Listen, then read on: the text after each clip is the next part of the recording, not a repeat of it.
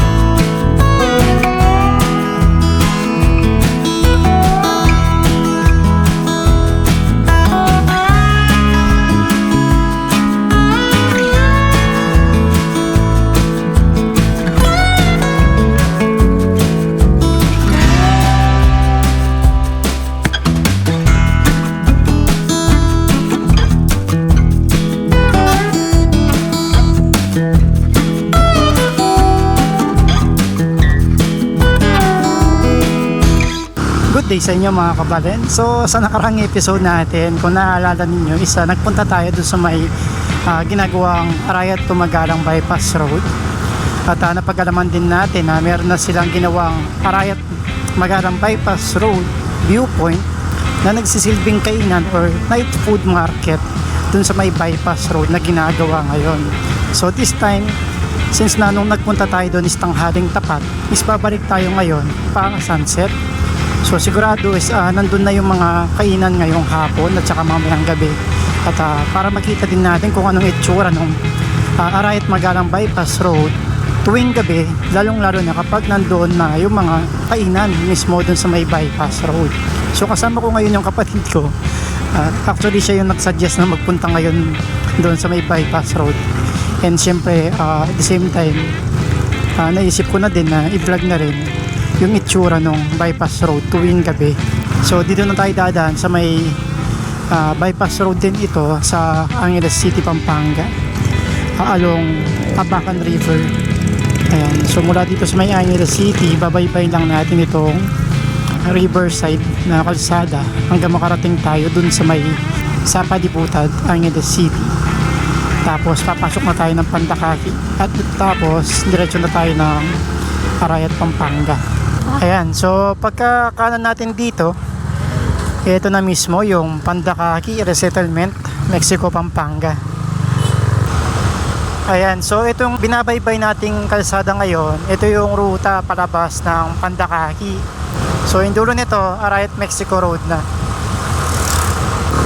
Ayan, so nakalabas na tayo ng Pandakaki. Ito naman yung Magalang, Mexico Road.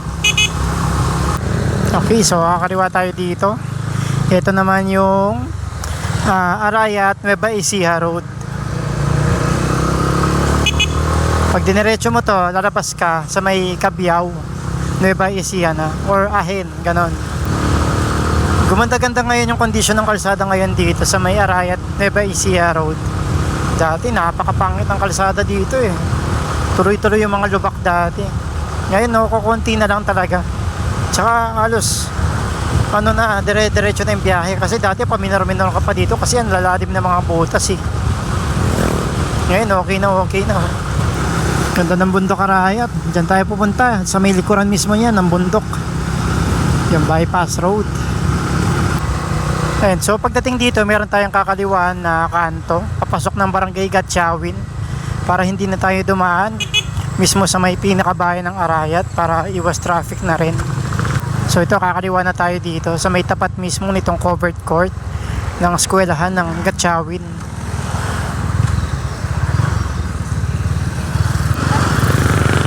Ayan. Barangay Gatchawin. Pag binaybay nyo itong rutang ito, para papasok ito mismo ng or papunta mismo ito ng Barangay San Juan Banyo, Arayat, Pampanga.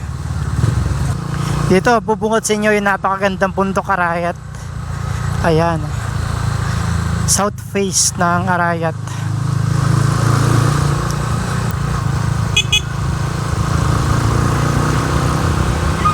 Ayan, so pagpasok natin ng San Juan Banyo, ayan, pinapaikutan na natin yung bundok Arayat.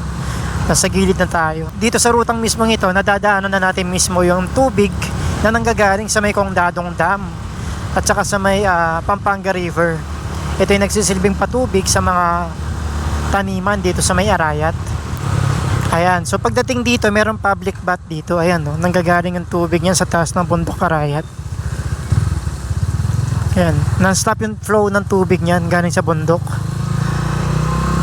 Ayan, so ito naman yung paglabas natin dito sa may dulo. Yung pakaliwa, ito yung paakyat ng Arayat National Park o yung madalas na pinupuntahan ng mga siklista. Ayan, dyan din yung, yung spring pool ng Arayat.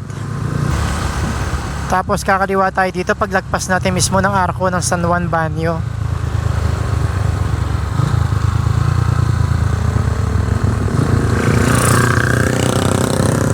Dati dito yung naunang food park. Dito yung marami dati. Kaso nga nagbukas yung Arayat Bypass Road na viewpoint. Yung mga nakapwesto dito is nagsitipatan na doon.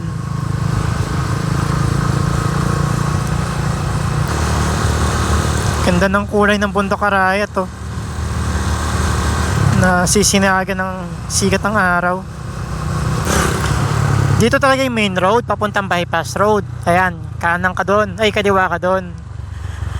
Dito kasi kapag kumanang ka, papuntang Condadong Dam. Pero doon din yung tagpo sa dulo. Since na first time ng kapatid ko na pumunta dito, idadaanan natin siya sa Condadong Dam.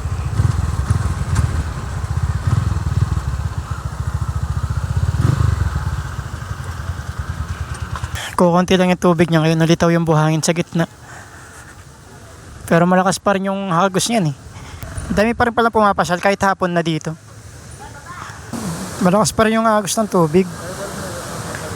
Ay, may mga namimingwit ng isda oh. So itong malapad na ilog na ito yung mismong Pampanga River. Ayan. So nagdugtong yan, Pampanga River tsaka Talavera River, kaya ganyan siya kalaki. At ito yung tubig nito, dumadaloy sa mga taniman ng mga magsasaka. At the same time, tumatagos ito dun sa may beach ng Pampanga, dun sa may Consuelo Macabebe Beach, palabas ng Manila Bay. Ayan siya, ganyan karami ang tubig na pumupunta doon. Kaya yung mga bahay, pagdating dun sa may bandang Macabebe, sa may Consuelo, sa may Bulacan, is puro lubugin na. Kasi nga, parte na ng Manila Bay yung karagatan doon, tsaka yung tubig na nanggagaling dito is pumupunta doon. Dami mga turista oh, mga pumapasyal. Lakas ng ragasa ng tubig oh. Paano pa kaya pag tagulan, no? Rainy season, ang lakas siguro niyan. Lahat siguro ng valve nito may agos ng tubig. Mga gateway niya. Kung napanood nyo yung mga episode ni Cara David, yung Pinasarap ba yun, kung di ako nagkakamali, yung show nila, is dito siya lagi naghuhuli ng mga isda. Sumasakay siya ng bangka dyan, tapos nanguhuli sila ng mga karpa, ng mga common, ng mga dalag, dyan sila lagi. Natatanaw ko na ang Arayat Magalang Bypass Road viewpoint na nagsisilbing kainan tuwing gabi. Daming tao, daming mga pumapasyal, mga pamilya, kanya-kanyang pwesto. May dala silang mga lutuan pa. Lamig dito pag gabi. Ayan, so nandito na tayo sa may Arayat Magalang Bypass Road viewpoint, Night Food Park. Ayan, daming tao, grabe.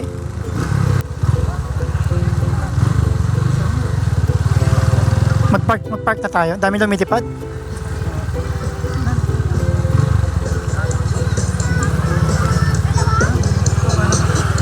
Gandun pa yan. Sa baba pa yan. Diyan lang tayo magpark. Ayan dito, sa tabi ng trike.